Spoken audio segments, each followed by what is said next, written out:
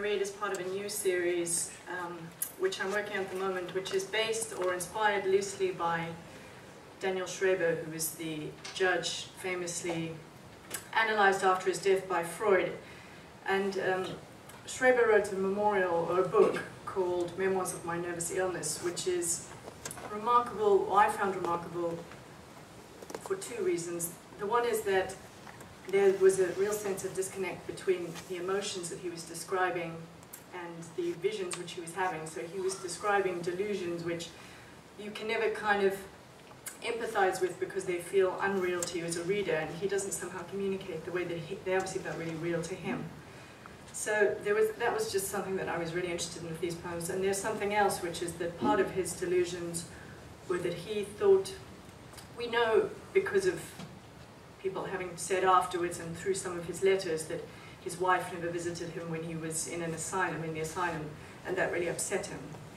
And yet, what is communicated so clearly in the book is that despite his wife not visiting him and communicating with him, he has this sense that the rest of the world is profoundly communicative with him, that everything, nature representing God, is all speaking to him.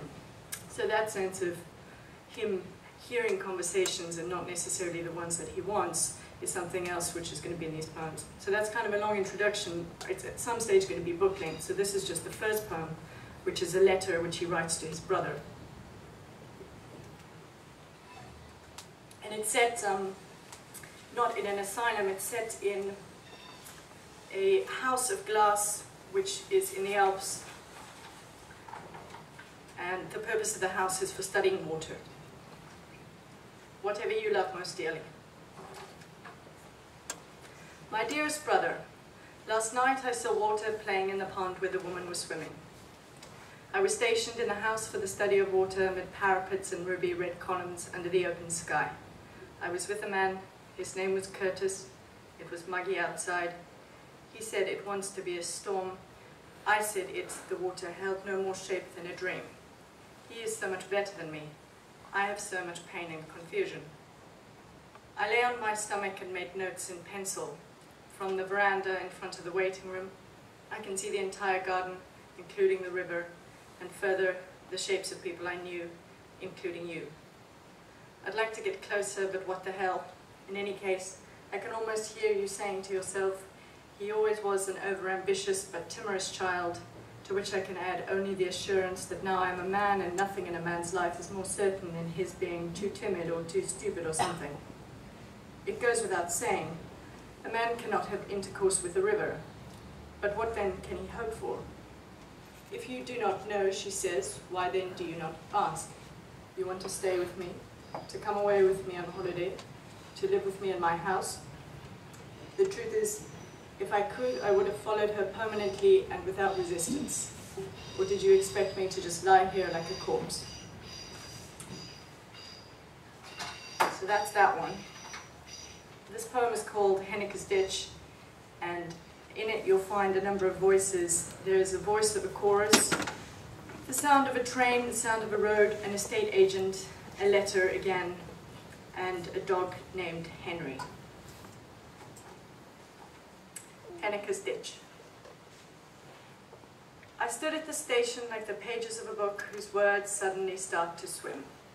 Wow, the rain, rose beetles.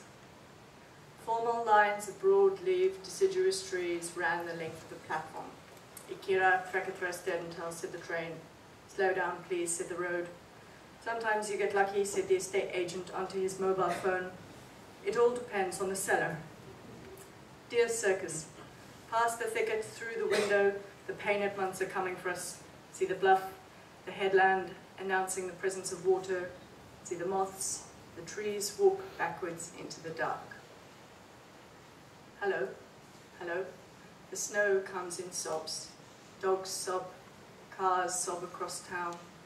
Dear Circus, when you found me I was a rickety house.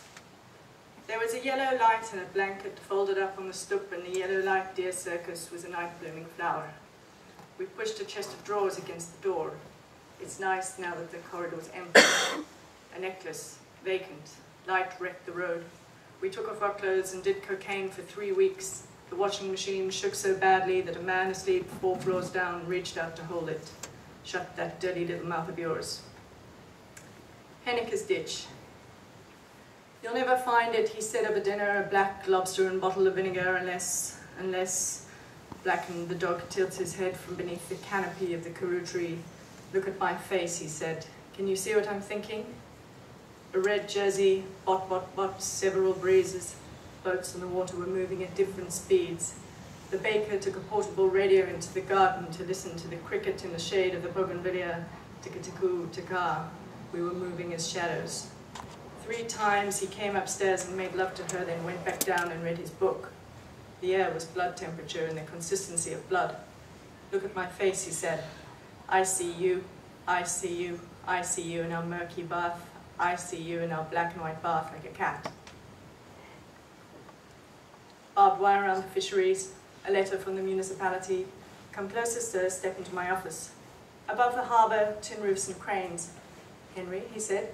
Hello, Henry, he said. What's been happening in Dogtown these days? The Audi keys lay heavy on the table. Ah, Henry, he said, how wonderful it is to see you. The mist came down, the moon was bright. Collectors searched the night market with flashlights, and the wind outside with its light chill howled. Henry, the breezes, they bolt across the open market like meatballs, Henry, like windmills, Henry, like policemen, Henry, apprehending criminals. A man in a collared shirt put a cigarette to his mouth and looked at his watch. And what happened then? He wore a street hat. He wore a street hat and carried a belt over one arm. And what happened afterwards? Tell her, I think he's given up. Tell her, he closed the door and came in. He closed the door and the sound of the bathwater dimmed. 31 back gardens overlooking the backs of 31 houses looking out of the sea, and the sea, of course it was marbled and contorting. Are you sleeping? Yes. Beggars in yellow macintoshes make their way along the coastal path. And then, what then if I were to ask, how much longer? If I were to say, how much further? It's just, I've used up all my reserves. There was a yellow light and a blanket folded up on the stoep. The light was burning dimly now. By that time, the light had begun to flicker. He opened the door and fastened his lonely shadow, and she fastened hers and sat on the chair. I think we're in the middle, aren't we? He said, I think we may be. We're certainly not at the beginning anymore. The moon was acting strangely. The moon was moving fast.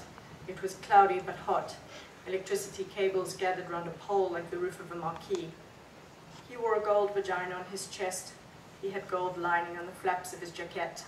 She lay her head against the window and sang a song by Silvio Rodriguez, wearing 10 gold balls on a chain around her neck. Dear Circus, sometimes we're just so full of emotion. And what happened then? And what happened afterwards? Chicken bones and pick and pay receipts. We were moving as shadows, and the only light was the light from the bakery. A lampshade hangs above the window. Ticka-ticku, ticka. We have no history. Nothing has passed between us.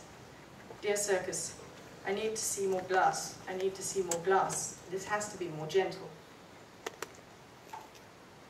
Thank you.